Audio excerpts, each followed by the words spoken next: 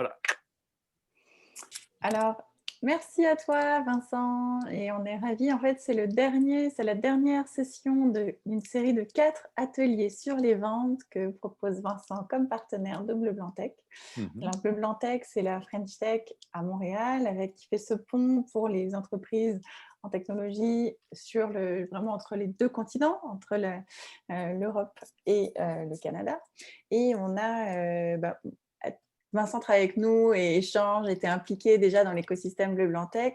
Et moi, je vous avoue que j'ai eu un vrai coup de cœur pour Vincent. J'ai suivi un atelier de vente. Moi-même, je suis entrepreneur, donc je fais partie de l'équipe Bleu Blanc Tech. Mon entreprise s'appelle Innership et l'approche de Vincent me fait complètement shifter. Alors là, c'est un atelier, c'est découverte, c'est 1 heure, c'est vraiment un cadeau que nous fait Vincent. C'est une mise en bouche, je dirais, mais quand je vois la valeur de ce que ça a fait, je me suis vraiment dit, oh là là, moi, ça fait depuis 2013 qu'on a Partnership. J'ai l'impression que j'aurais souhaité que mon chemin rencontre Vincent un peu plus tôt pour vendre un petit peu mieux et un petit peu plus. Bon. Je vous souhaite, alors là, encore une fois, c'est vraiment une découverte, c'est des thèmes un petit peu d'ouverture, mais je voulais que vous ayez cette occasion-là. Et puis, c'est l'occasion d'apprendre à vous connaître aussi dans l'écosystème de Bleu Blanc Tech. Il y a différentes formules. Les prochains webinaires qui s'en viennent vont être sur le thème de l'expérience utilisateur. Donc, souvent, c'est en lien aussi avec toutes nos activités.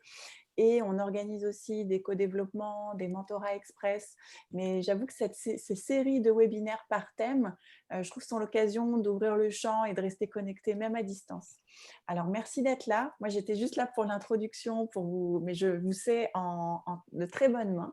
Alors, n'hésitez pas à challenger Vincent, à lui demander avec toutes vos questions, parce que c'est vraiment pour vous, tout ça, à orienter selon ce dont vous avez besoin, à partager. Je pense que ça ne se veut pas trop formation push, là, mais prenez, utilisez, orientez ça pour avoir les réponses à vos questions de votre quotidien. Merci Caroline, Merci merci à pour cette toi, belle Vincent. introduction, c'est très gentil à toi. Alors oui, participation, n'hésitez pas à vous poser des questions. Aujourd'hui, ça va pas être un sales pitch. D'abord, je ne fais jamais de sales pitch. Et même en fait, moi, je vends pas. Je vends pas. Ma philosophie, c'est que j'aide les gens à acheter, ce qui est complètement différent.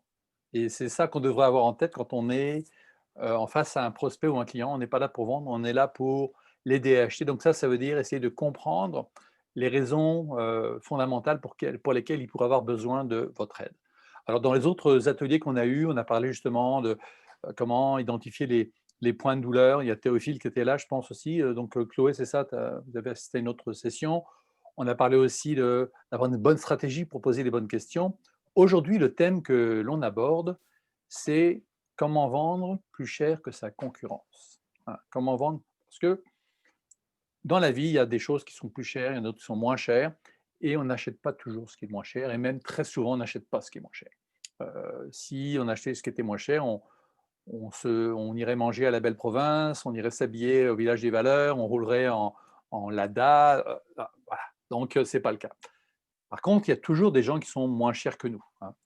Puis là, je vous présente une de mes images préférées. Il y a toujours quelqu'un qui dira qu'il peut le faire pour moins cher que vous. Mais quels sont les résultats? Donc aujourd'hui, je vais vous donner 7 clés pour vendre plus cher que vos concurrents.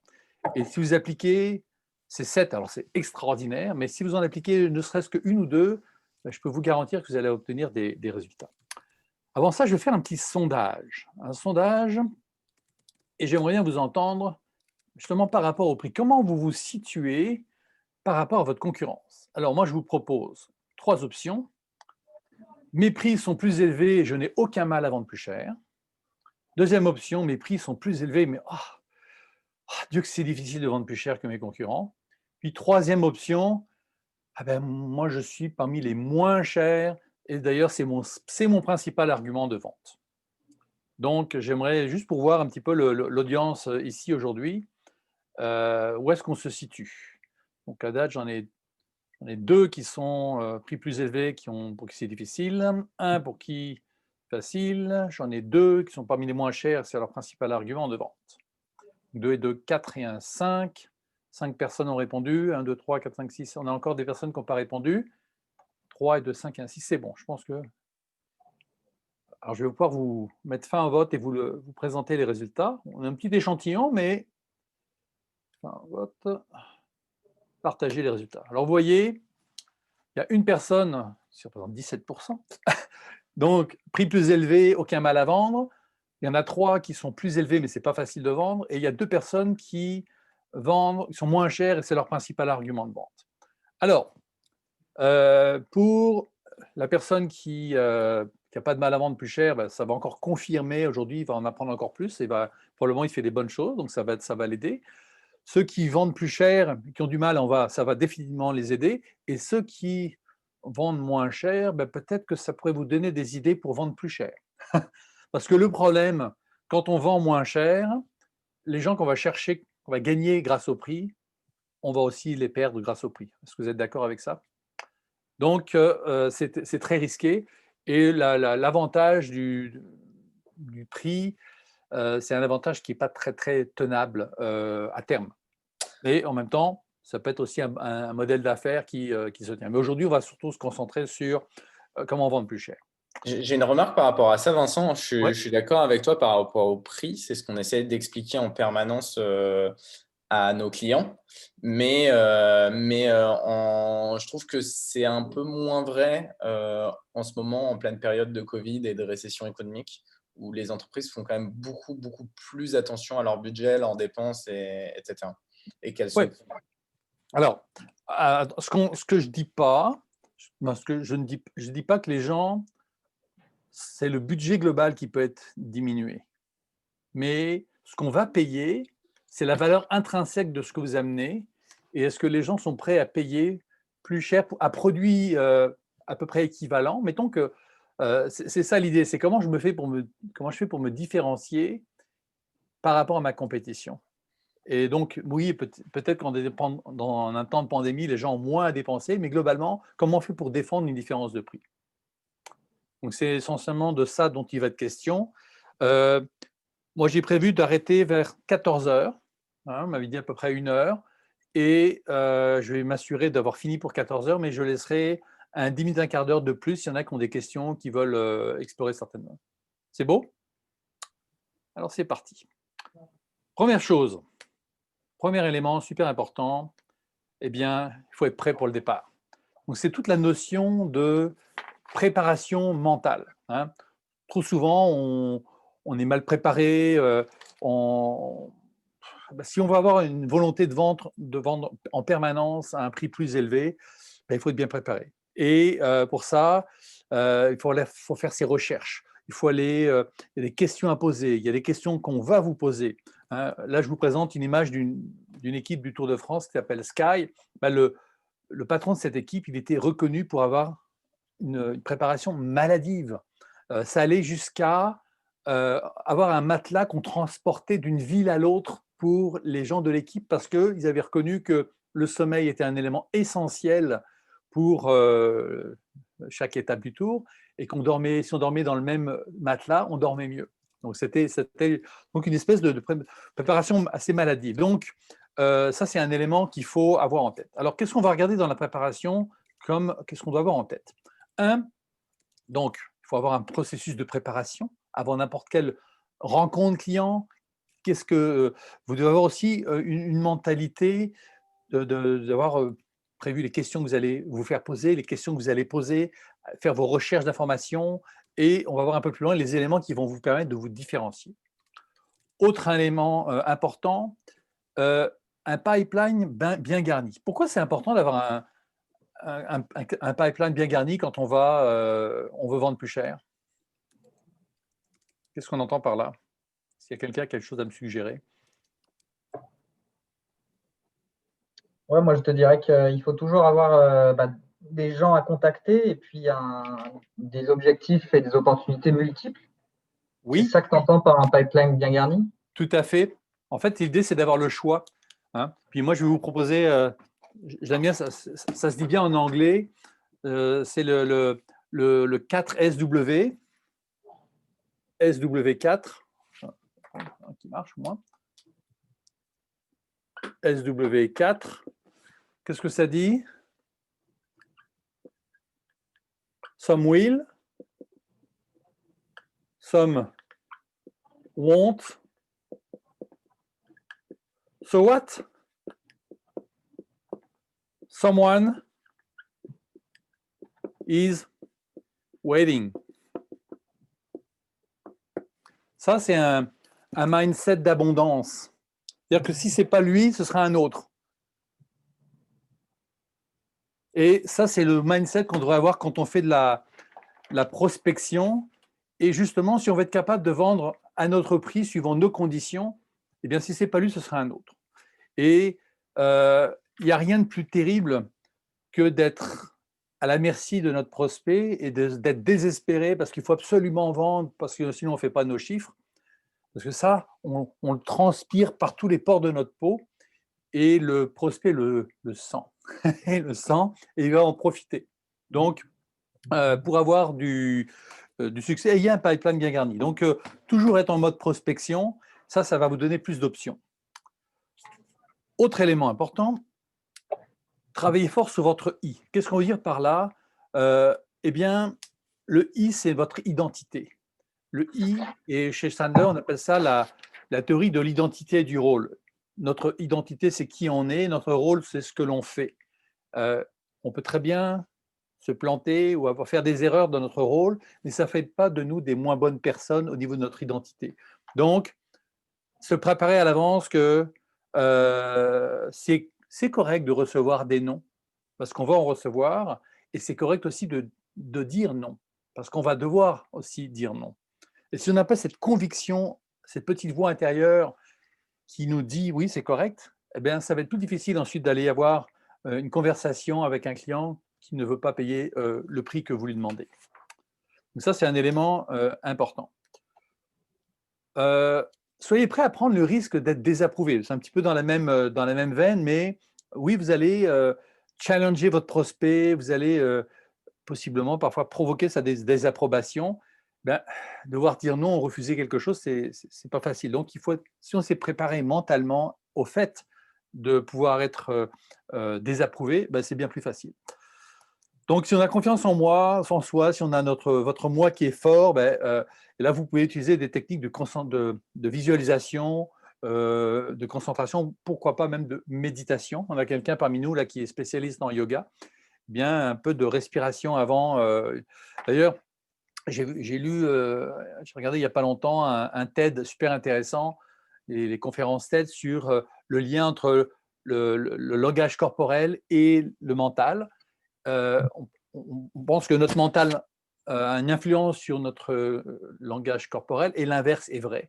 Ils ont fait des études avec des gens qui ont adopté des postures de force, soit les bras en l'air ou des positions de victoire pendant 2 minutes, et d'autres qui avaient une position plus renfermée et plus… eh bien, ils ont mesuré les taux de cortisol, qui est l'hormone du stress, et le taux de testostérone, qui est l'hormone de la force. Eh bien, quand on était en position de force, on avait la testostérone qui augmentait, le cortisol qui diminuait.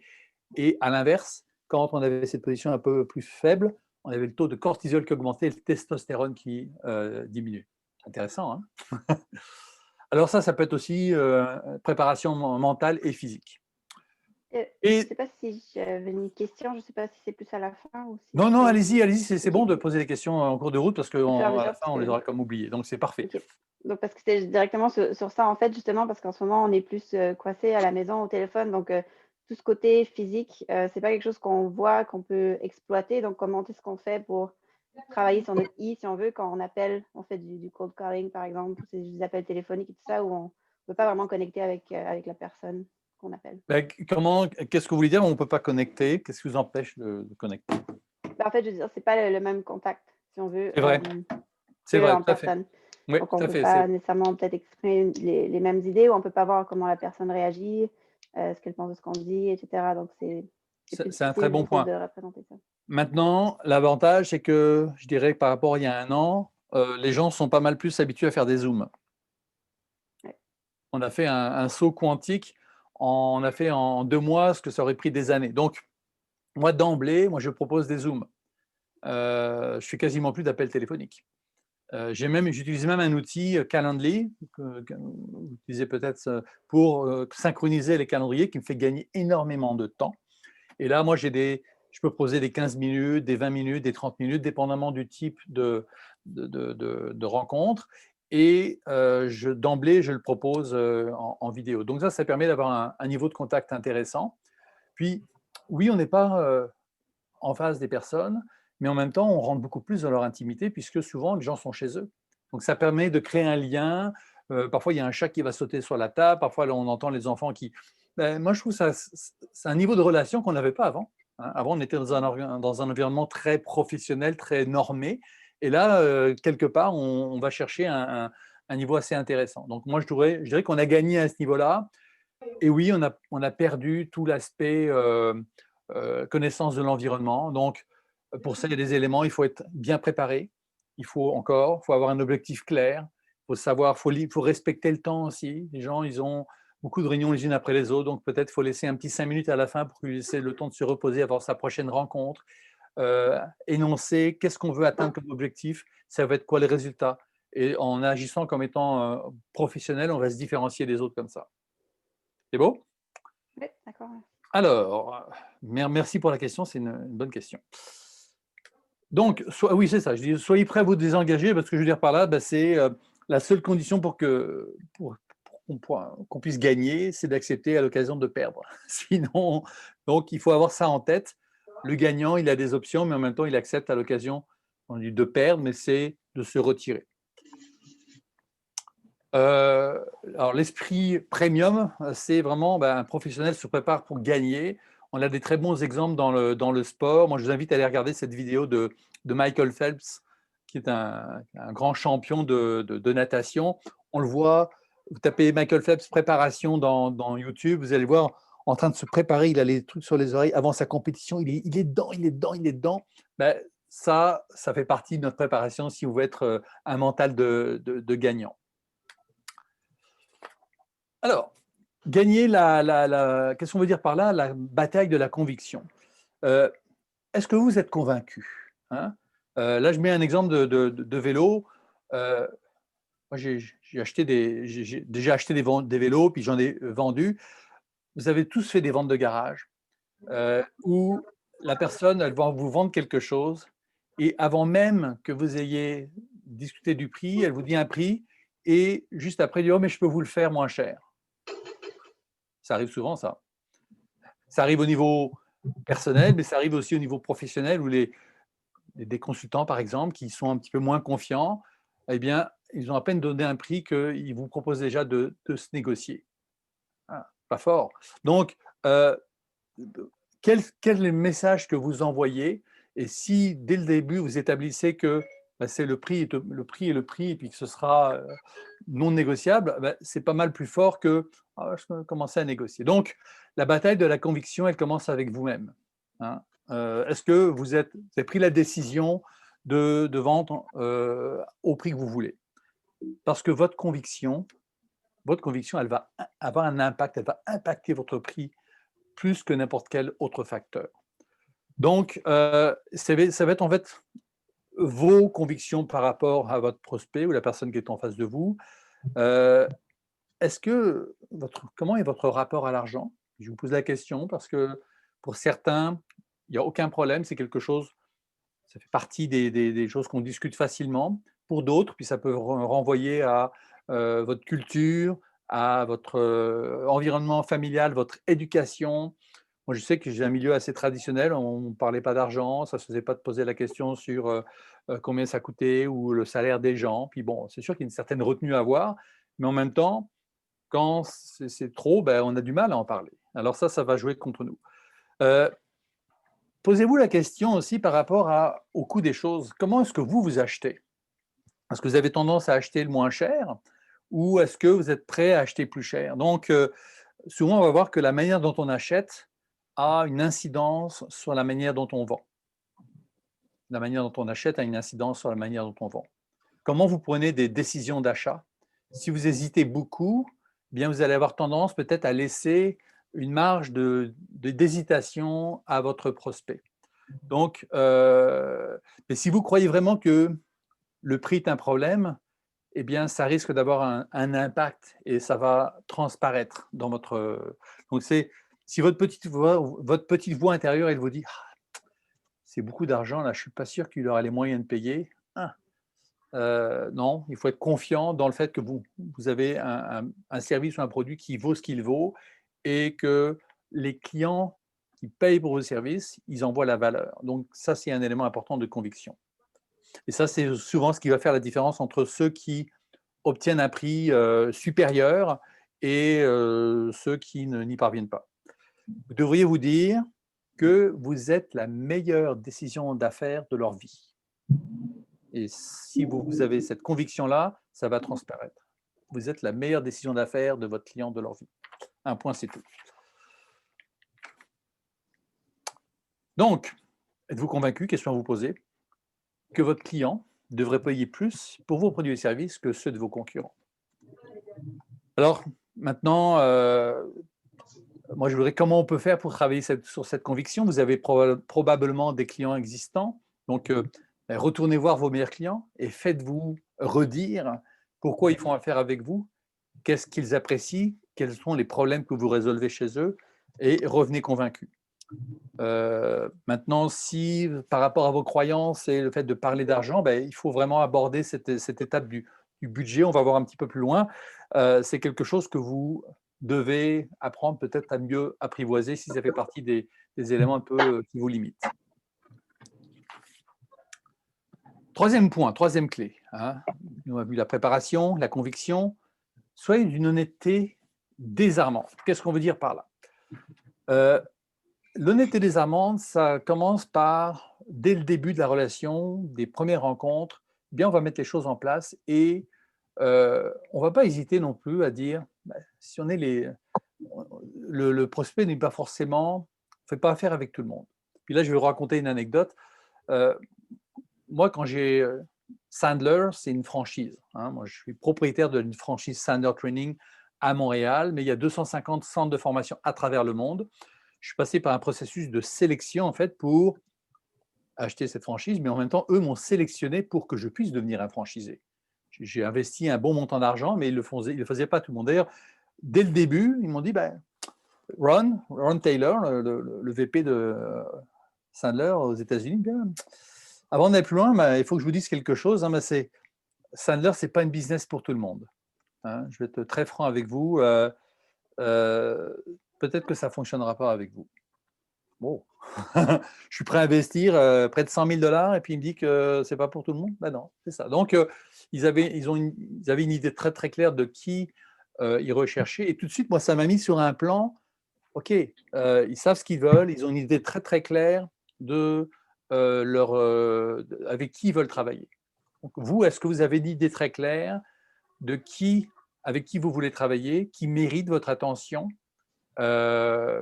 Puis, sur 100 clients potentiels, ce n'est pas vrai que c'est les 100 clients qui sont des clients potentiels pour vous.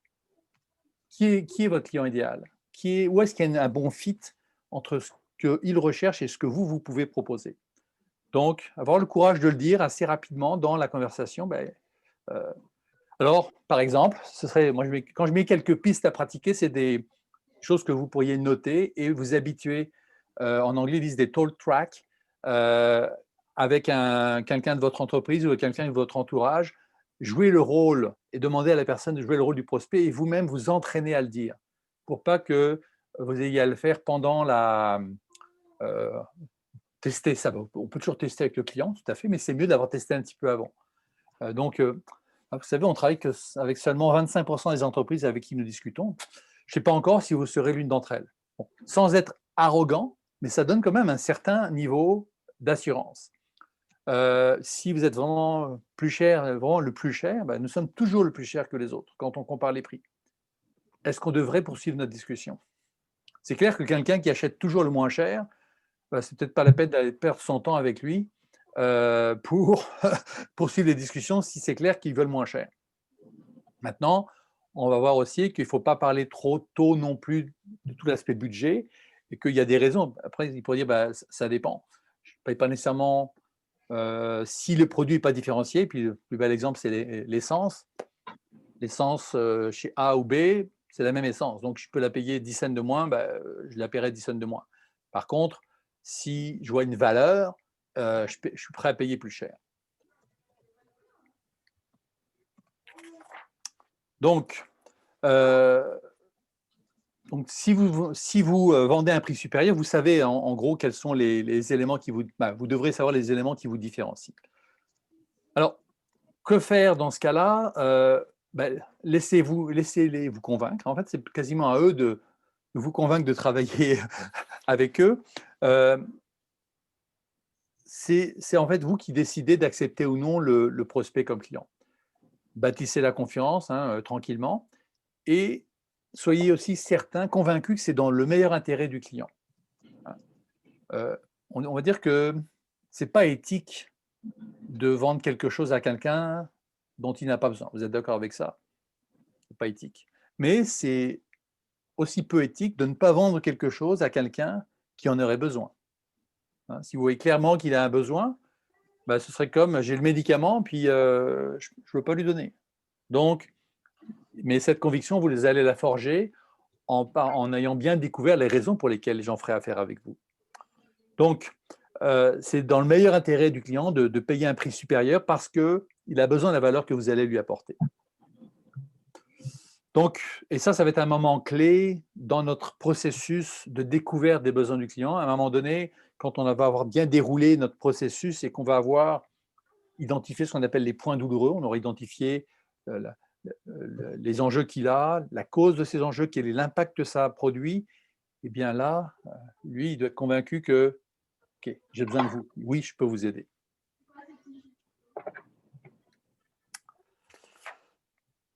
Ensuite, quatrième élément. C'est bien joli on est les meilleurs et tout, mais il faut donner des preuves de votre valeur. Donc, comment on va prouver cette valeur-là? Parce qu'on sait qu'on ne peut pas gagner une bataille juste du prix, mais on peut toujours gagner une bataille, on va appeler ça une bataille de la mission. Donc, si on est en mission pour prouver notre valeur, on a de bien meilleures chances de gagner notre bataille de prix.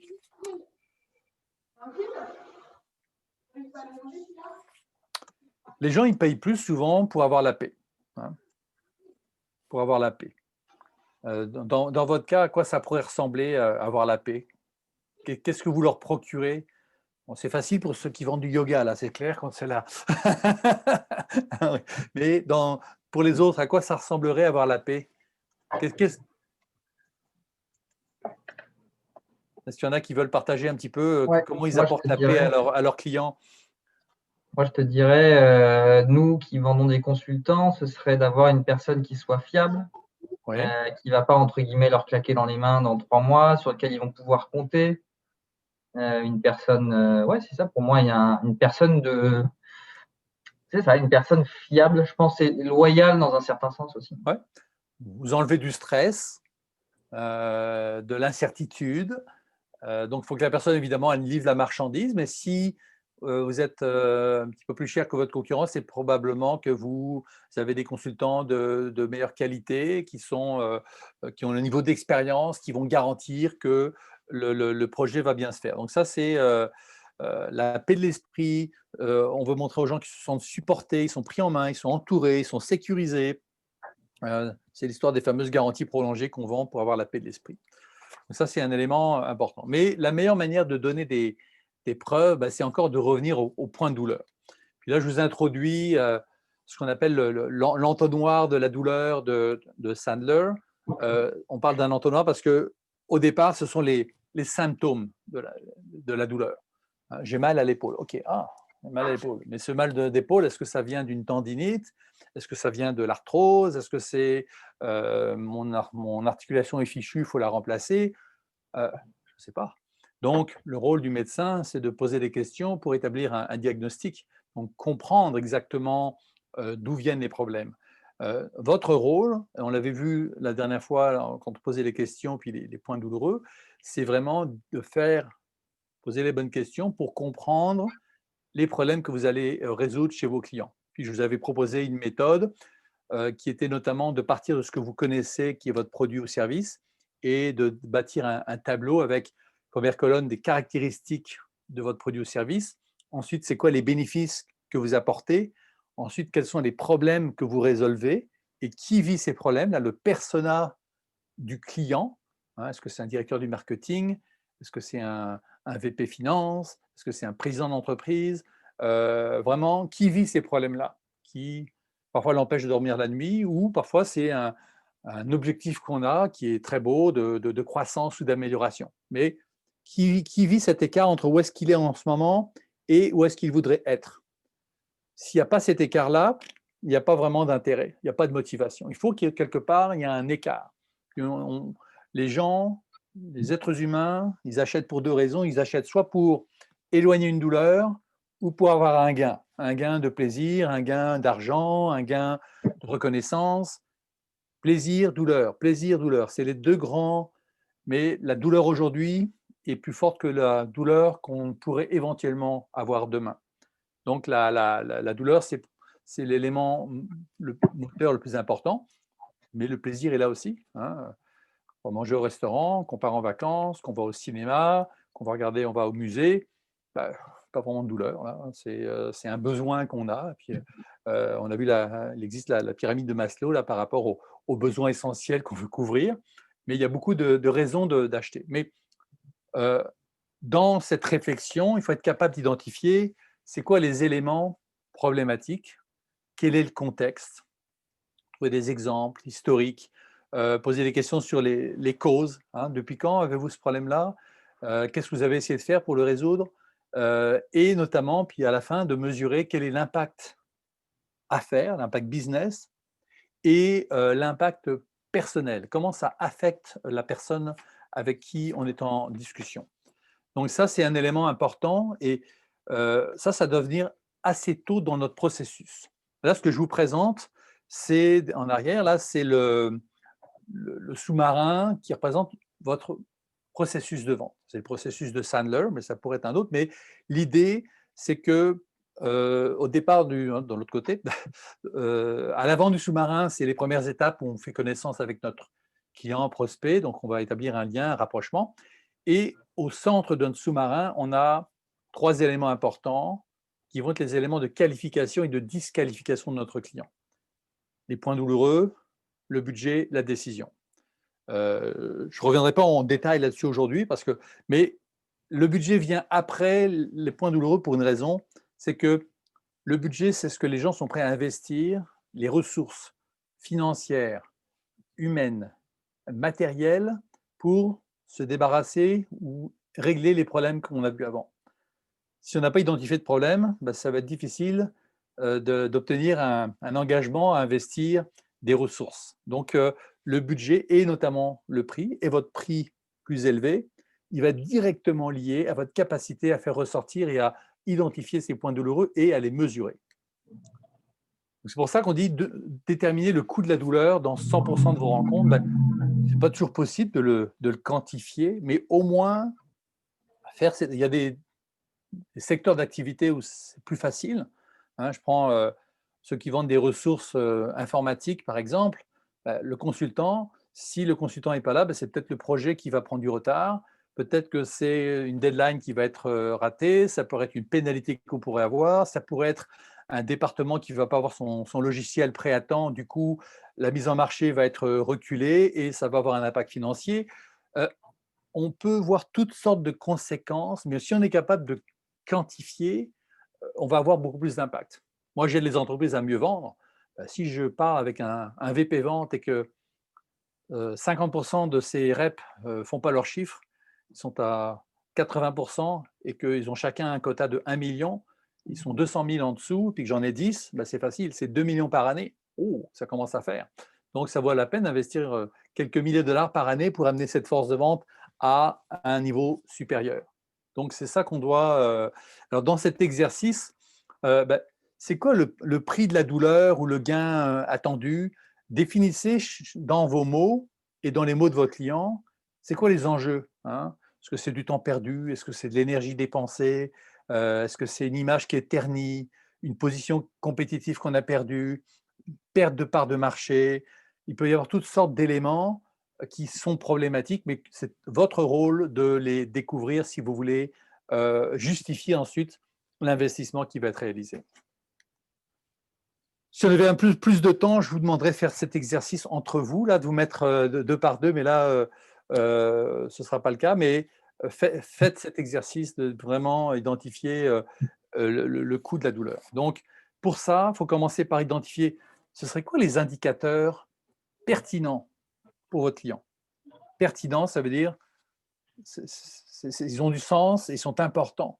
Et là, si on a bien réfléchi à notre interlocuteur, son rôle, l'indicateur du directeur financier ne sera pas nécessairement les mêmes que le responsable de production ou toute autre personne dans l'entreprise. Donc, identifier les indicateurs pertinents et valider où est-ce qu'ils en sont aujourd'hui, mais où est-ce qu'ils devraient être. Où est-ce que je suis aujourd'hui, où est-ce que je voudrais être. Et essayer de voir ça, quel est l'écart, mais aussi quel est l'écart dans le temps. Ok, c'est ça pour 1 an, mais pour 2 ans, ce serait ça. 3 ans. Oh. Donc là, notre objectif, c'est de faire grossir un petit peu le chiffre pour l'amener à amener cette prise de conscience pour vraiment aller au fond des choses. Puis là, vous me direz, parfois, il y a des gens qui ont de la réticence à livrer ces informations-là. Il y en a qui vont cacher leur jeu, qui vont être un petit peu comme un joueur de poker. Non, je ne peux pas tout dire. Mais là, en gros, là encore, il faut être d'une honnêteté désarmante dès le début du meeting. Mais écoutez, on peut avoir 2 sortes de meetings aujourd'hui. On peut avoir un meeting assez superficiel. On ne s'est jamais rencontré, mais on reste en surface, puis il n'y a pas grand-chose qui va se passer ensuite. Ou on peut avoir une discussion très ouverte, en toute confiance, confidentielle. Et là, on va vraiment au fond du problème, du vrai problème. Et à ce moment-là, ça peut nous mener à des questions plus en profondeur, mais il va falloir partager de l'information. Qu'est-ce que vous préférez avoir comme meeting? Intéressant de poser cette question. Quelqu'un qui dit j'opte pour le meeting superficiel, okay, qu'est-ce que vous voulez retirer d'un meeting comme ça?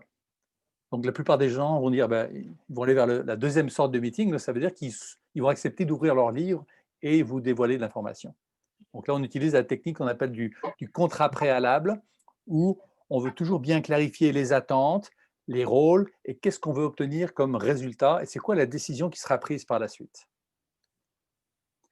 Alors, par exemple, ça, puis après, à pratiquer, une fois qu'on a bien validé les chiffres, oh tiens, je ne me rends pas compte, est-ce que c'est important pour vous dans mon cas, là, le 2 millions de dollars, ok, ouais, on se rend compte qu'on est 15% en dessous des objectifs, oui, c'est pas mal important. Puis là, on a le conseil d'administration qui commence à regarder ça de près et puis il faut que ça bouge. Ok. Donc ça, c'est quelques idées et ça, c'est une règle de Sandler. Les gens ne s'objectent pas contre leurs propres données. Les gens ne s'objectent pas contre leurs propres données. C'est-à-dire que dans cet exercice, l'idée, c'est de le faire avec le client. Et ce n'est pas vous qui sortez vos chiffres, mais c'est ses chiffres à lui. Ça a beaucoup plus de valeur. Donc, c'est ça l'idée, c'est qu'est-ce qui est important pour votre client, pas nécessairement pour vous. On dit toujours, les gens achètent pour leurs raisons, ils n'achètent pas pour les raisons du vendeur. Donc, c'est à vous de découvrir ces raisons-là. C'est votre devoir d'aider le prospect à réaliser cet écart, ce coût.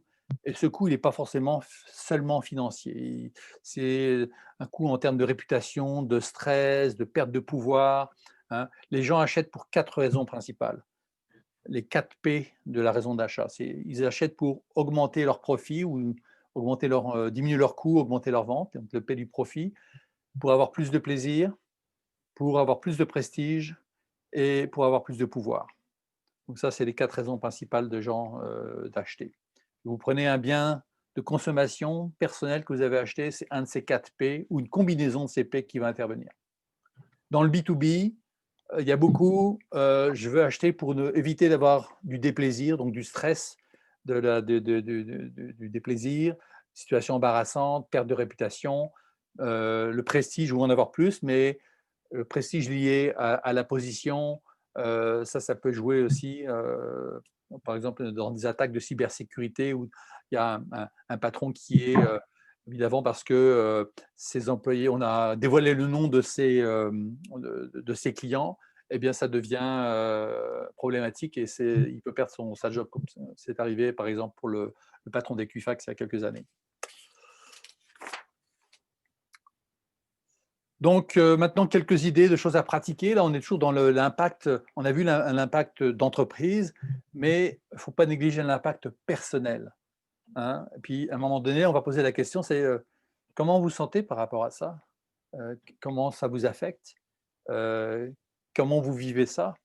Et puis, c'est là où on voit dans le langage corporel comment ça peut changer. On peut avoir des gens qui commençaient à se frotter le visage ou faire des…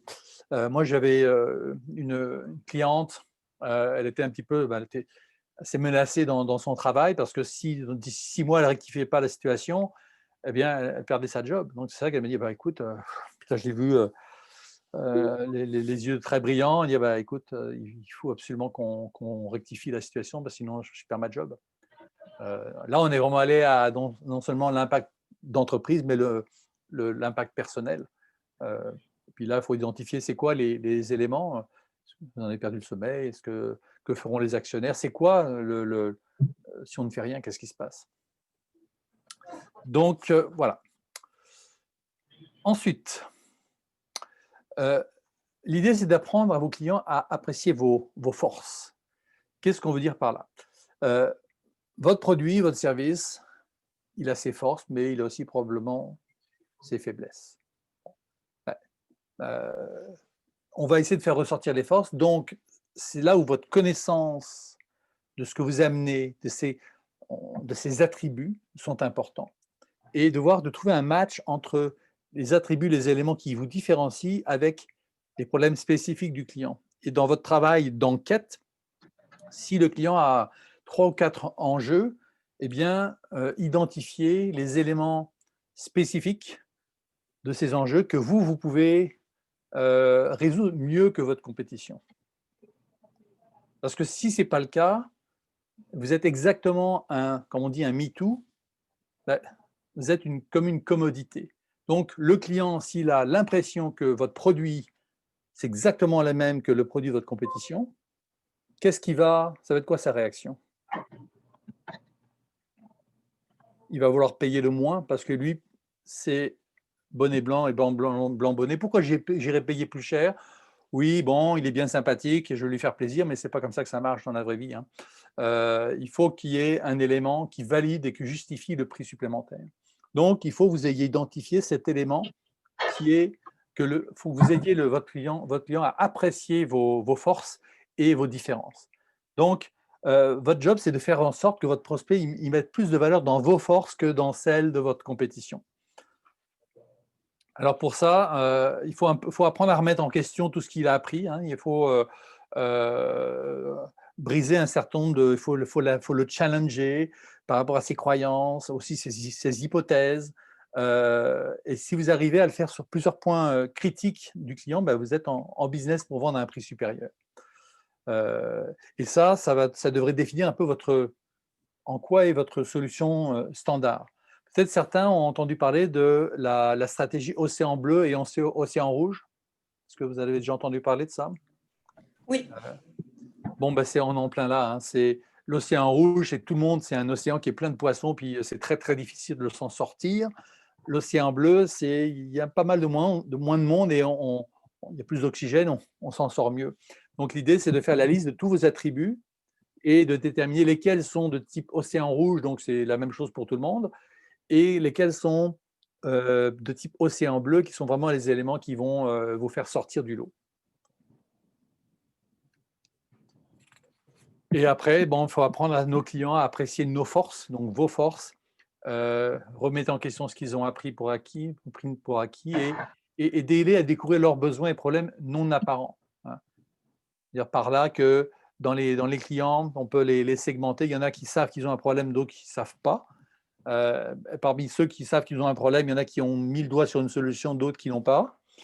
Par exemple, moi, j'ai mon toit qui fuit en hiver. Je sais que j'ai un problème. Mais en ce moment, je suis en train de travailler avec un ingénieur spécialisé en isolation pour déterminer c'est quoi la cause du problème. J'ai mis plusieurs hypothèses, mais c'est sa job de me trouver la raison. Mais par contre, je sais que j'ai un problème. Versus, je pourrais suspecter que ma toiture n'est pas formidable, mais je pourrais faire une inspection pour détecter un problème éventuel. Donc, ce n'est pas la même chose.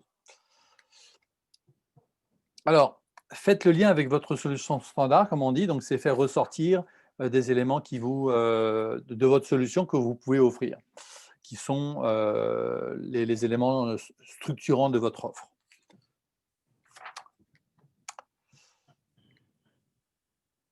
Alors, question à vous poser, quel impact cela aura-t-il sur vos prix si vous établissiez le coût de la douleur dans 100% de vos rencontres clients? Donc ça, c'est le défi que je vous lance. Faites ce lien et forcez-vous à vous poser la question et la poser à votre client de voir c'est quoi l'impact que ça va avoir. Ça avance vite, hein, il est moins 10 déjà. Cinquième clé, ce qu'on appelle chambouler l'étape du budget. Qu'est-ce qu'on veut dire par là? Le budget doit toujours suivre la douleur. Dans notre sous-marin, on a vu l'étape des points de douleur, l'étape du budget. Le budget, c'est ce que les gens sont prêts à investir pour se débarrasser de leurs problèmes. Le lien entre la douleur et le budget, c'est l'engagement. Moi, quand j'ai une discussion avec mes clients, j'ai identifié un enjeu qu'ils ont au niveau des ventes, je vais lui poser la question, sur une échelle de 1 à 10, 10 étant une douleur intolérable, il faut absolument agir, et puis 1, il n'y a pas de douleur du tout, vous êtes où à peu près?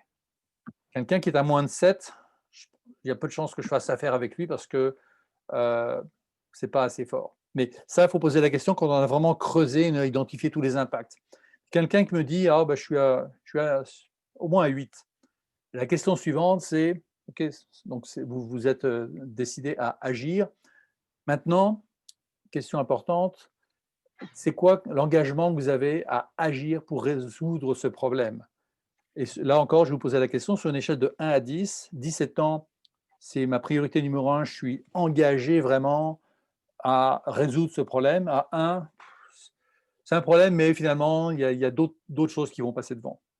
Avec ça, je veux mesurer où est-ce que je me situe par rapport à d'autres projets. Parce que décider, c'est faire des choix d'investissement, des choix de ressources. Donc, quelqu'un qui me répond, je suis à 8, j'ai 2 problèmes. Le premier, c'est que si on travaille ensemble, moi, je vais t'engager à 10 et vous êtes à 8. On n'est pas au même niveau d'engagement. Deuxième problème, la plupart du temps, quand les gens me disent 8, à moins que vous me disiez que vous ne mettez jamais 10, il va y avoir d'autres projets qui vont être à 9 ou 10 qui vont prendre le pas sur ce projet-là. Ce qui est correct. Mais ce que je veux savoir, c'est que est-ce que c'est quelque chose que vous voulez régler maintenant, donc ça vaut la peine qu'on poursuive la discussion, ou c'est quelque chose que vous voulez régler dans plusieurs mois? Auquel cas, on se reparlera peut-être à ce moment-là. Mais c'est juste valider un petit peu votre niveau d'intérêt. Et à partir de là, si les gens disent non, je suis, en fait, c'est un 10. OK. Alors parlons maintenant de ce que ça prend en termes d'investissement en ressources, puis on va parler d'argent. Donc ça introduit la notion de budget. Puis là, on peut dire, en supposant que vous êtes convaincu du retour sur investissement de ce projet et de l'impact qu'il aura, êtes-vous le genre d'entreprise qui se voit investir entre 150 à 200 000 pour régler ce problème? Puis là, c'est à vous de situer votre produit ou service. Donc, ça, c'est un élément important, le lien entre les points de douleur et le budget. Et c'est là où on commence vraiment à parler d'investissement et de parler d'argent. Mais si on n'a pas bien fait l'étape d'avant, on va avoir beaucoup plus de mal à justifier cet investissement, surtout si cet investissement est supérieur à ce qu'il ferait avec vos concurrents.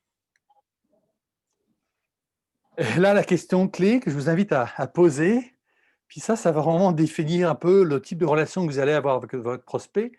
Est-ce que vous recherchez le plus bas prix ou la solution qui a un impact maximum? Est-ce que vous recherchez la solution le plus bas prix ou la solution qui aura un impact maximum? Parce que ce qu'on sous-entend là, c'est qu'on ne peut pas avoir le beurre et l'argent du beurre. Parce que soit on est moins cher, mais si on va avoir plus de valeur, il faut payer plus cher. Vous êtes d'accord avec ça? Donc, si le client vous dit moi je cherche le plus bas prix, ok, c'est pas moi qui pourrais vous le fournir. Mais par contre, si vous voulez avoir l'impact maximum, on va discuter, on va déterminer c'est quoi ces éléments que je peux vous offrir qui vont vous donner cet impact maximum. Donc, maintenant, pour justifier votre prix, Si vous n'êtes pas le moins cher, c'est qu'il y a des choses qui vous différencient. Donc, parfois, c'est un élément différenciateur dans… si vous avez fait de la R&D et vous avez un brevet, vous avez une technique de fabrication particulière, vous avez ajouté de la qualité dans votre produit. Moi, ça fait 25 ans que je suis en vente et j'ai toujours travaillé dans des milieux très compétitifs où parfois j'étais le double du prix de ma compétition. Quand j'étais chez Thalberg, je vendais des solutions de vidéoconférence de haut de gamme qui étaient très, très performantes. Ben, mon concurrent principal, qui était Lifesize, il était moitié moins cher que moi. Et j'ai gagné un gros contrat avec dans un appel d'offres à l'université Dalhousie pour l'école de télémédecine. Ça leur prenait des équipements très, très pointus. Bon, ben, on a fait tout un processus de vente où, en fait, on a fait une preuve de concept et ils ont identifié des éléments dont ils avaient besoin, qui étaient des éléments qui justifiaient que j'ai un prix plus élevé. Et quand ils sont allés en appel d'offres, ben, les spécifications, elles étaient pour ces éléments-là. Donc, Lifesize a été éliminé. Donc, mais si vous avez des éléments qui vous différencient, ben, les gens peuvent vous challenger. Ben oui, ben non. Nous, on a déterminé nos prix afin que nous puissions livrer nos services en ayant le meilleur impact possible, ce qui ne nous permet pas d'offrir d'escompte. Si le budget a changé, alors ben, voyons ensemble ce que l'on peut retirer de notre proposition. Ça, il faut avoir le courage de le dire, et ce n'est pas toujours facile. Donc, être capable de bien comprendre les éléments de budget et de justifier son prix. Sachez qui vous êtes, soyez différent. Donc ça, c'est des éléments, on va regarder un petit peu. Soyez cher et fier de l'être. Soyez cher et fier de l'être. Parce que il n'y a pas de honte. Hein. Si vous voulez vendre à un prix plus élevé, ben, il faut l'accepter tel quel, il faut être fier de le. Donc, il faut revoir votre message commercial de 30 secondes. Ce n'est pas un elevator pitch au sens où on l'entend habituellement, où beaucoup de gens vont essayer d'en dire le maximum, de se péter les bretelles en 30 secondes sur ce qu'ils font. Le bon message commercial de 30 secondes, c'est un message qui va être basé sur les enjeux et les problèmes du client. Donc, quels sont les problèmes que l'on va résoudre, et ça va être quelque chose qu'il faut pratiquer. Bon. Moi, j'ai des sessions de 1h30 juste là-dessus, sur comment bâtir un bon message commercial de 30 secondes. En passant, petite plug publicitaire, le 14 décembre, je donne un atelier de 3 heures sur la prospection à froid. Je le donne, je le vends. Un très bon prix, $300, qui est un prix qui va vous permettre minimalement d'aller chercher 5 ventes supplémentaires. Je ferme la parenthèse publicitaire. Alors, l'idée, c'est de créer une vision pour le futur. Donc, invitez vos clients à adhérer à cette vision. Donc, c'est seules les entreprises qui adhèrent à votre vision deviendront vos clients. Donc, c'est celles à qui cela va s'appliquer. À quoi ressemble votre client idéal? Pour que, si on vous le demande, vous devriez être capable assez facilement d'articuler, de dire, voilà, le client, les gens qui reconnaissent notre valeur, c'est tel genre de client. Oui, ce n'est pas tout le monde, mais c'est… moi, je travaille avec des gens qui sont déterminés, qui ont la volonté de se doter d'une force de vente de haut de gamme et qui sont prêts pour ça à investir du temps, de l'énergie et pas mal d'argent. Et ce n'est pas tout le monde qui est prêt à faire cet investissement-là. Voilà, on arrive presque à la fin. Là. Oui. Oh. Donc, dernier conseil, prenez ça cool, sans stress. Hein, ça ne sert à rien de se stresser. Oui, on est intéressé à gagner des clients, mais je prends soin de faire croître ma business. Mais il y a des choses aussi plus importantes dans la vie. Il faut savoir relativiser, il faut garder son calme. Seul le prospect devrait être émotionnellement impliqué. Donc, on essaie de ne pas être dans l'émotion, parce que l'émotion, elle ne nous conseille pas bien. Donc, soyez prêts, ayez du fun. Soyez prêts à vous désengager, à lâcher le morceau, mettre fin aux discussions si vous sentez que ça ne va pas dans la direction. Et vous allez gagner le respect du client en apprenant à dire non. Si vous voulez courir après toutes les opportunités, vous ne serez jamais en mesure de facturer au prix supérieur. Donc, par définition, à partir du moment où on est dans une logique de faire payer un prix supérieur, ça veut dire fatalement qu'on doit faire une sélection. Hein. Alors, on n'a pas toujours la chance d'avoir un sigle Mercedes au-dessus de notre concession automobile qui, par définition indique qu'on est plus cher. Donc, ils font comme une sélection naturelle. Quelqu'un qui avait un budget de 10 ou 15 000 $, il n'ira pas dans un garage Mercedes parce qu'il sait qu'il ne pourra pas se permettre la voiture. Donc, prenez ça cool, sans stress. Soyez cher et fier de l'être. Il y en a parfois même qui vont en faire une publicité. Vous voyez, par exemple, c'était la Stella Artois qui avait, dans les années 90, eu cette publicité. On est cher de manière rassurante ou reassuringly expensive. Donc ça, c'est quand même assez amusant qu'on puisse en faire un argument de publicité. Donc, voilà qui achève cette présentation. Je me suis tenu dans les temps. Les 7 clés pour vendre plus cher. Avez-vous des questions? Et est-ce que vous êtes convaincu que vous allez pouvoir vendre plus cher? Vincent? Oui. Ouais, moi j'ai une question qui n'est pas forcément liée avec tout ce que tu nous as donné. Moi je suis plus curieux en fait de savoir et je ne sais pas si tu as un avis sur la prospection automatisée. Bon, on est maintenant dans une période particulière où on interagit très peu par téléphone, comme tu le disais, et aujourd'hui beaucoup d'entre nous servent de LinkedIn pour travailler. Et il y a des outils aujourd'hui qui permettent d'automatiser la prospection. Est-ce que tu as un avis en quelques minutes là-dessus?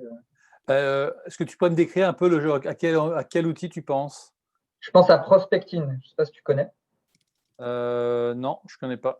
Il y a des outils qui sont similaires, qui existent depuis plusieurs années, comme LinkedIn Helper, qui te permet finalement en fait d'automatiser tes visites de profil, des demandes de connexion et même des messages, qui permet même de créer des scénarios un peu comme de l'emailing. Finalement, Ouais, c'est ok. de l'emailing sur LinkedIn.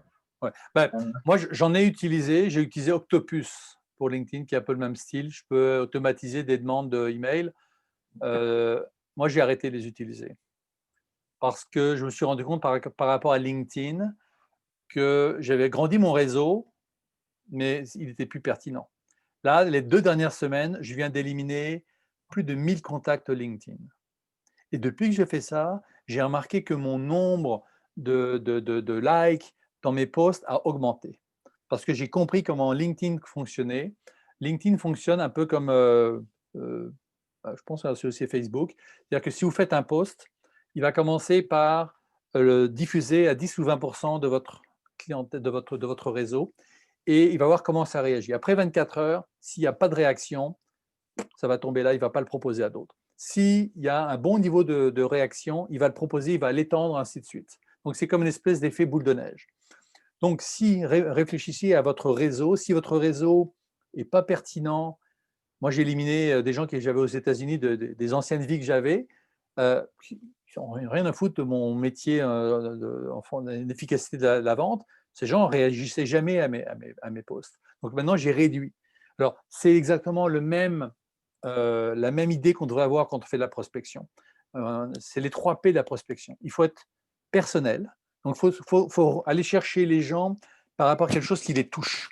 Donc, ça veut dire avoir minimalement trouver un élément qui va leur démontrer que vous avez passé du temps pour les comprendre. Ah, vous avez fait une conférence, j'ai bien aimé votre intervention que vous avez fait là, vous avez un tel intérêt là-dessus. J'ai même vu il a vu que quelqu'un avait une passion pour je ne sais plus quel groupe de musique. Ben, il a envoyé une vidéo avec de la musique et il a réussi à faire le contact comme ça. Donc, il faut être personnel. Ensuite, il faut être pertinent. Pertinent, il faut que ça touche les gens par rapport à leurs intérêts. Ce n'est pas simplement personnel, mais par rapport à ce qu'ils recherchent. Une de mes amies, Rita, elle est vice-présidente d'une grande groupe de retraite, de maisons de retraite, 30 bâtiments.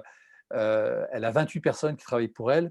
Elle se fait en permanence, elle se fait appeler 10 fois par jour par des gens qui veulent lui vendre toutes sortes d'affaires. Je dis, Rita, comment tu fais là? Qu'est-ce que tu prends comme appel? Je dis, ben, c'est bien simple. La plupart sont mauvais. Ils ont un débit trop rapide. Et la plupart du temps, ils ne savent pas adresser les problèmes que j'ai. Alors, je dis, mais alors lesquels tu vas rappeler? Ben, ceux qui sont professionnels et qui touchent un problème que j'ai en ce moment, qui m'empêche de dormir. Ceux-là, ils vont avoir toute mon attention. Donc, par définition, quand on prospecte, on sait qu'on ne peut pas taper dans le mille à chaque fois. Mais si on a une approche où on dit nous on fait ci, on fait ça, on est les meilleurs, là, mais qu'on ne va pas adresser les problèmes, eh bien les chances qu'on aille chercher l'attention sont beaucoup plus faibles. Donc pour avoir de l'efficacité en prospection, le côté pertinent, il faut s'être posé la question quels enjeux vivent les gens que je connais, que je connecte, et restreindre en fait notre message en fonction de la personne que je vise. Alors, par définition, des outils automatisés de prospection, ils ne vont pas faire ça. Et le troisième élément, troisième P, il faut être percutant. Percutant, ça veut dire, en anglais, ils utilisent le terme unexpected. Changer un peu la donne, sortir du cadre. Soit ça peut être déranger, surprendre, ne pas avoir l'air des autres. Donc, trouver un moyen de se différencier. Alors là, je vous laisse, c'est libre à votre imagination, à votre créativité. Oui, ça prend un peu plus de temps. Mais soit vous avez une stratégie de masse où on veut écrémer, ou on a une stratégie un petit peu plus de laser. Et à ce moment-là, si on a identifié les entreprises avec qui on voulait travailler, mettons qu'il y a 50 entreprises, ben, on va identifier les 80 ou 100 personnes à qui on doit parler dans ces entreprises. On va bâtir une stratégie pour aller rejoindre ces gens-là. Est-ce que ça répond? C'est une longue réponse, là, mais est-ce que ça répond à la question? Ouais, ça répond à ma question. Bon, après, j'en aurais plein d'autres, mais je vais laisser les autres. Est-ce que par rapport à ça, il y a des réflexions? Est-ce que ça vous semble… Bon, moi, je te dirais juste ma réponse en quelques mots, c'est que j'ai fait pas mal de prospection personnalisée via LinkedIn et j'essaye d'aller chercher des intérêts communs, une école, éventuellement un endroit où on a pu passer du temps ensemble, quelque intérêt commun que ce soit. Hein. Et c'est souvent très laborieux pour arriver à trouver donc, le petit truc. Donc finalement, le nombre de messages que tu vas pouvoir envoyer de cette qualité-là avec un élément personnel qui va le toucher, qui soit pertinent également et qui à la fois soit percutant, bah, le ratio entre le nombre de courriels pertinents, enfin je veux dire vraiment personnalisés que tu écris et ce que tu peux envoyer via un outil de prospection comme Octopus que tu utilisais toi, il est vraiment monstrueux. Et finalement, selon toi, même si cette… la question toujours du volume et de la qualité, hein, c'est toujours la même. Hein, ouais, c'est ça, c'est un compromis à trouver. Maintenant, même si tu as tes personnels percutants et pertinents, ça ne va pas marcher à tous les coups. Mais si avant, tu avais un taux de succès de 10%, puis qu'avec ça, tu as un taux de succès de 20%, 1 sur 10 versus 2 sur 10, tu viens de le doubler, c'est bien. Mais tu n'auras jamais 100%. Il faut que tu partes du principe qu'en mode prospection, tu n'auras jamais du 100%. Puis on s'entend que la prospection à froid, c'est la chose que tu fais quand tout le reste n'a pas fonctionné. La prospection à froid, c'est le plus difficile.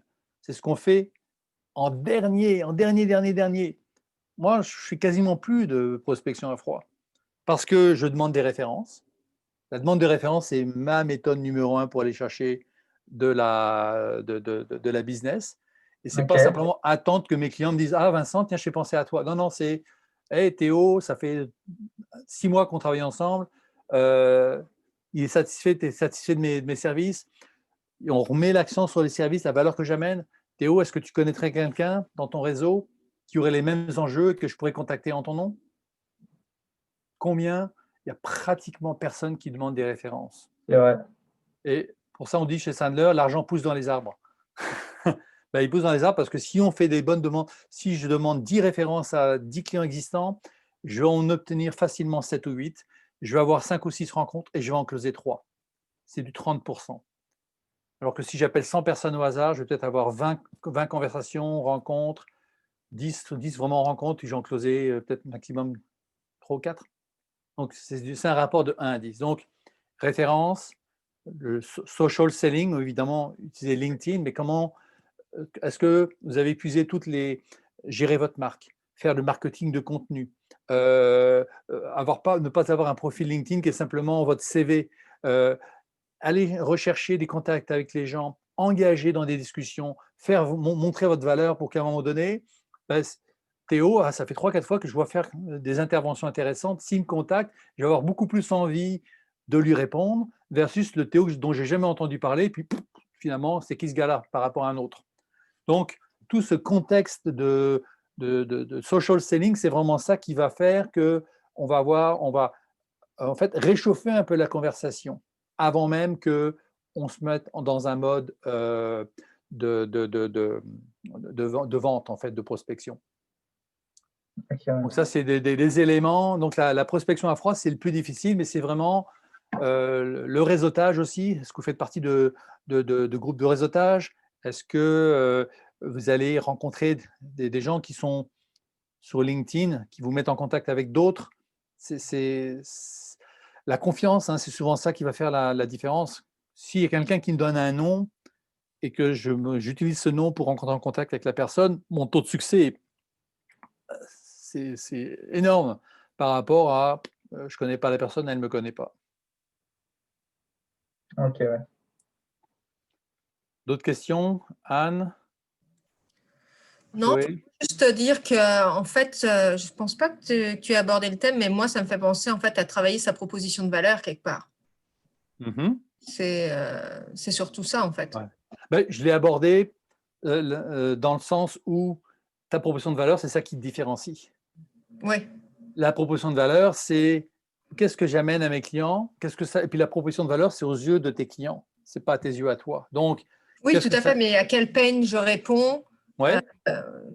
Ça, c'est au cœur de ce dont on a discuté aujourd'hui. Là, si tu réponds, si tu n'es pas capable d'identifier les pains et d'articuler les éléments différenciateurs, c'est ça qui va justifier ton prix premium. Donc, la proposition de valeur, oui, c'est essentiel parce que le client, quand il achète, c'est une balance, en fait, entre, d'un côté, il y a ce qu'il va dépenser.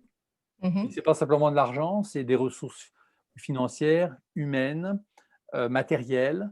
Parfois, c'est un coût émotif parce qu'il faut se séparer de son fournisseur actuel pour le remplacer par vous. Donc ça va aller dans ce sens-là.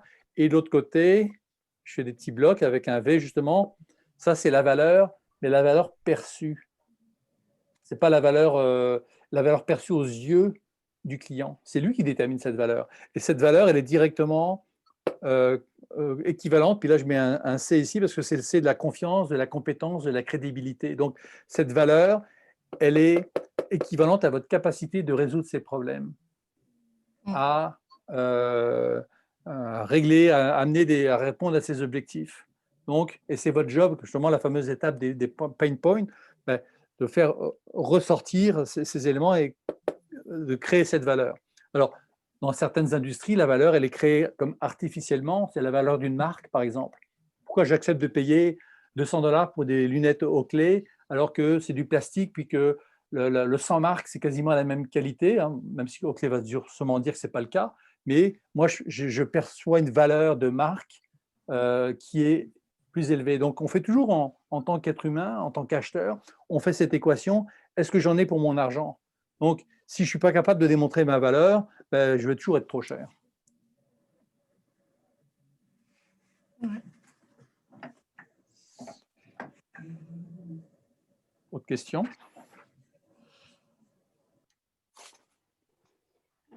Moi, j'aurais peut-être une question un peu générale, mais ça revient un peu aussi à la prospection et tout ça. Donc, c'est un peu, parce que là, on aborde un peu cette question de prix avec ça. Donc, moi, déjà, quand je pars, en ce moment, c'est un nouveau produit, c'est quelque chose de nouveau qu'on vend. Donc, je ne peux pas faire référence à des anciens clients qui auraient déjà eu l'expérience, puis leur demander des références que je vois qui peut être hyper pertinent et beaucoup plus rapide comme méthode. Mais donc, quand on vient à ce qu'on a vu un peu aujourd'hui, le fait de parler de prix, à quel moment est-ce qu'on aborde ce sujet-là? Parce qu'évidemment, on ne va pas dans les cold calls ou ce genre de trucs-là, c'est pas au premier appel, on va dire en passant, je suis plus cher que les autres. Est-ce que vous voulez qu'on se parle plus en détail pour savoir ce qu'on fait, ce qu'on offre comme solution? Donc, peut-être dans le processus plus concrètement, à quel moment est-ce que ça vient peut-être ce genre de discussion? Tout à fait. Alors, ça, c'est un bon point. Puis là, je vais changer mon fond virtuel pour revenir à mon… Donc, parler du prix, c'est à cette période-là, on veut vraiment avoir bien validé quels sont les enjeux du client. Et parfois, les gens vont nous dire « Ah, mais combien ça coûte ton produit ?» Attendez, moi, c'est encore un peu trop tôt. Je ne connais pas encore vos besoins. C'est un peu comme si je suis à peine rentré dans le bureau du médecin et puis je lui dis hey, qu'est-ce que vous me conseillez comme médicament? Attendez, laissez-moi d'abord poser des questions et comprendre un petit peu vos besoins. Donc, la discussion du prix, il ne faut pas l'avoir trop tôt. Maintenant, même si c'est un nouveau produit basé sur l'intelligence artificielle, j'imagine que vous avez fait des preuves de concept, vous avez fait de la recherche et développement, vous avez probablement peut-être des résultats de laboratoire, vous avez un client valideur, ou vous avez peut-être des études à démontrer, parce qu'à un moment donné, il va falloir prouver que votre produit fait ce qu'il est capable de faire. Mais parfois, ça peut être aussi, pour vous, une stratégie, on appelle ça de la patte de singe, pour faire un mini-projet où vous allez démontrer la valeur de ce que vous amenez. Et si ce projet est un succès, à ce moment-là, vous pouvez aller vers un plus grand projet et puis quelque chose de plus grande ampleur. Ouais, c'est plus dans ce format-là en ce moment, justement, de faire un projet pilote, Mmh. arriver à démontrer plus une valeur au niveau des coûts, par exemple, qui peuvent être sauvés grâce à cette solution-là, puis ensuite d'étendre ça justement à plus grande échelle dans un deuxième temps. Oui, tout à fait. Ouais. Il y en a qu'on n'a pas entendu. Alexandre, Aurélie, est-ce que vous avez des commentaires, des questions? Merci beaucoup pour la présentation. Ça donne vraiment envie d'approfondir et d'aller plus loin et ça motive aussi. Ah, ben super, merci. Peut-être ma question, moi, comme je débute mon activité, dans le cadre de quelqu'un qui débute en termes de prospection, comment est-ce que tu vois ça? Parce que du coup, demander des références, oui, donc faire contribuer le réseau. Est-ce qu'il y a des techniques qui s'adaptent plus à ce type d'activité quand on est vraiment au début de l'activité? Très bonne question. Alors, quand on démarre, est-ce que vous avez fait un plan d'affaires? Pas encore. Bon. Moi, je pense que, puis là, moi, je vous inviterais il y a le modèle, le business Canva, là, business model BNC, business model BMC, business model Canva, qui est sur votre plan d'affaires sur une page. Quels sont vos éléments différenciateurs? Quels sont comment vous allez aller au marché? Qu'est-ce que vous visez comme clientèle? Donc, bien définir avec qui vous voulez travailler et mieux définir, en fait, comme disait tout à l'heure je pense, l'autre personne, là, sur la proposition de valeur. Euh, Est-ce que vous allez proposer est-ce que c'est des cours de yoga? Est-ce que c'est du yoga personnalisé? Donc, comment vous allez offrir vos services? Il y en a d'autres. On ne peut pas être toujours complètement différent, mais ça va être quoi l'angle que vous allez déterminer? Puis une fois que vous aurez déterminé un petit peu votre à la fois public cible, quand on démarre, moi je pense que le mieux, c'est de déterminer après, est-ce que vous allez faire du Facebook? Est-ce que vous allez appeler des gens? Peut-être, une bonne manière, c'est de commencer par un sondage. Ou de dire: «Bah, écoutez, je lance mon affaire». Moi, quand j'ai lancé ma business il y a 5 ans, j'avais une liste de gens que j'ai appelés, disant: «Bah, est-ce que tu me permettrais de tester avec toi le concept et j'aurais besoin de valider certaines choses». Bah, il y en a 2 qui sont devenus clients juste en ayant cette démarche. Je n'essayais pas de vendre, j'essayais juste d'aller chercher de l'information. Voilà. Et ça, c'est un c'est un très beau projet, mais effectivement, il faut, et peut-être vous faire accompagner. Il y a des programmes comme le SAGE, qui est un programme d'aide à la création d'entreprise qui pourrait vous aider à ce niveau-là. Ok, merci. Ça me fait plaisir. Écoutez, moi, je vais devoir vous laisser parce qu'il est déjà 2h20. On s'était donné un petit quart d'heure là, de plus pour des questions. S'il y a des choses que vous aimeriez discuter d'un point de vue commercial, hein, moi, c'est ça. Moi, j'accompagne les chefs d'entreprise, les dirigeants, mais aussi les individus comme vous, qui se questionnent sur la meilleure manière d'aller chercher de l'efficacité, qui ont parfois des enjeux au niveau de la prospection, qui ont l'impression de faire de la consultation gratuite, qui sont désemparés parce que les cycles de vente sont trop longs, ils n'arrivent pas à parler des décideurs. Ben, moi, j'ai des formations de différentes longueurs. J'en ai sur 10 semaines, mais c'est 1h30 par semaine. J'ai des bootcamps. J'en ai un dans 10 jours sur la prospection à froid. Voilà ce que j'offre. J'ai des clients qui sont des professionnels de la vente, puis j'en ai d'autres, c'est juste des professionnels qui doivent vendre, comme certains d'entre vous. Donc, vous avez mes coordonnées si vous êtes intéressé à en discuter, à participer à une session en tant qu'invité. Je vous l'offre aussi. C'est gratuit. Et puis, vous pourrez décider si c'est quelque chose que vous voulez poursuivre avec moi. C'est beau? Alors, je vais arrêter l'enregistrement. J'enverrai ça bleu, blanc, tech, là, s'il y a des choses que